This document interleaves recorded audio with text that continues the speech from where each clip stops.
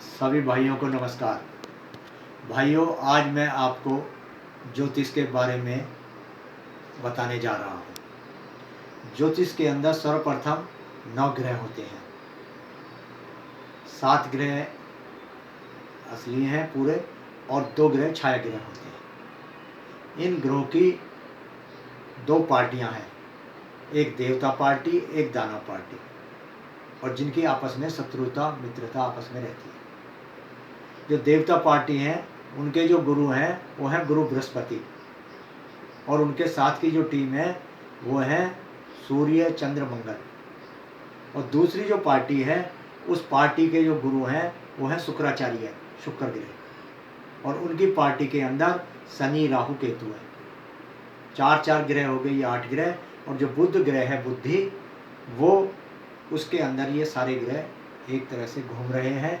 जिसके साथ भी बुध ग्रह होता है, बुध उसी की तरह की बुद्धि हो जाती है। अगर वो देवताओं के साथ है तो देवताओं की तरह की रहेगी, दानवों के साथ है तो दानवों की तरह, और उसी प्रकार का उसका फिर फल हो जाता है। जैसे रामायण में भी आता है, जहाँ सुमति तहाँ संपत्ति नाना, जहाँ कुमति तहाँ विपत्ति निदाना। जहाँ कुमति है वह बहुत, वहाँ विपत्ति आती है, जहाँ सुमति है वहाँ सुख संपत्ति आती है। इसके बाद 9 ग्रहों के बाद आती हैं 12 भाव। जो 12 भाव हैं ज्योतिष के अंदर, वो 360 का ये हमारा सर्कल है। इसमें 30-30 डिग्री का एक एक भाव होता है, तो ये 12 भाव हो गए। और 12 भावों के बाद में आता है 12 राशियाँ, मेष वृष मिथुन वगैरह सारी की सारी। तो ये 9 ग्रह इन 12 भावों के अंदर घूमते हैं, और 12 राशियाँ इन 12 भावों के अंदर घूमती हैं। उसके बाद जो आता है वो है 27 नक्षत्र। 27 नक्षत्र पूरी 360 डिग्री के एंगल पर रहते हैं सारे, और उसके अंदर एक एक नक्षत्र के, 27 नक्षत्रों में से एक नक्षत्र के 4 पार्ट हैं। 27 गुणा में 4 108 बनते हैं, और 108 की जो ये माला हमारी बन जाती है। और जो 12 भाव हैं वो 12 भावों के अंदर 12 हमारे महीने बन जाते हैं। और 7 जो हमारे ग्रह हैं, और ये 7 जो मेन ग्रह हैं, और 7 ग्रहों के अंदर ये 7 हमारा हफ्ता बन जाता है।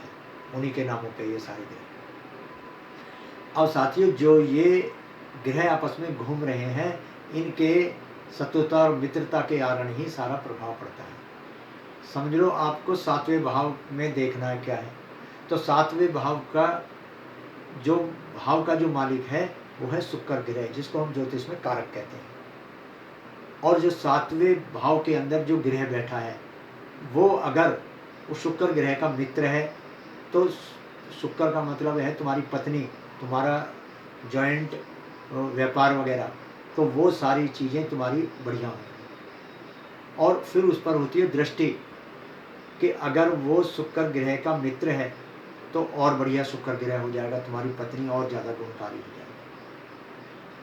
एक हो गया उसका कारक, दूसरा हो गई दृष्टि, तीसरा हो गया स्वामी, जो वो राशियों का अंक लिखा रहता है। और अगर वो शुक्र ग्रह का मित्र का अंश है, मित्र का वो लिख रहा है, तो वो उससे मित्रता करेगा। इस प्रकार ये होता है चौका।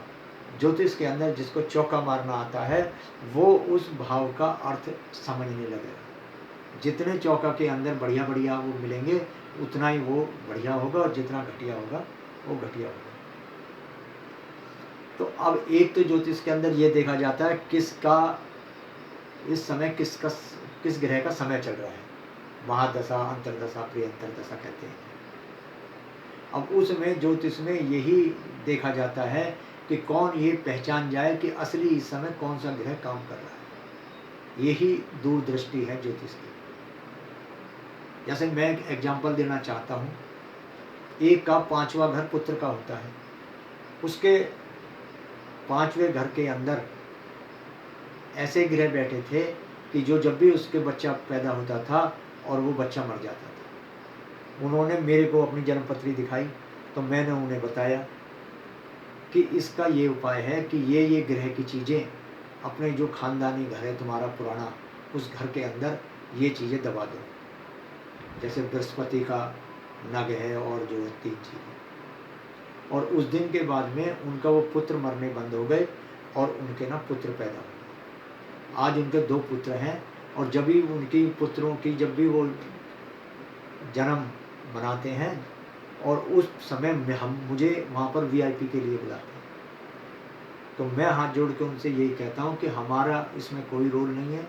हमने तो सिर्फ ऋषि मुनियों की जो तपस्या है उसको आपको बताया है, और ऐसे ही ये छोटे छोटे उपाय बहुत बड़े बड़े काम करते हैं, आदमी की किस्मत बदल देते हैं ये। तो आज मैं आपको इतना ही बताना चाहता हूँ। अगले के वीडियो में आपको और बताऊँगा। धन्यवाद।